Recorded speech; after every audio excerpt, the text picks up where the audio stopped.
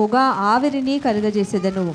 ప్రభువు ప్రత్యక్షమగు ఆ మహాదినం రాకమునుపు. అర్థమైందమ్మా? ప్రభు ప్రత్యక్షమగు ఆ మహాదినం రాకముందు పాట భయంకరమైన కార్యాలు జరుగుతాయట. ఇక్కడ ఆకాశంలో అవి మనం దేవుని చిత్రంలో చూడబోతున్నాం మనం కూడా. నెక్స్ట్, సూర్యుడు చీకటిగాను చంద్రుడు రక్తముగాను మారుతురు. సూర్యుడు చీకటిగాను. బిగ్ బ్యాంగ్ థియరీ ఏం చెప్తుంది? ఇదే చెప్తుంది. సూర్యుడు క్షీణత వస్తుంది అని చెప్తుంది. ఇక్కడ వాక్యము 2000 సంవత్సరాల క్రితమే వాక్యం చెప్తుంది. ఇంక అంతకంటే ముందే వాక్యం చెప్తుంది.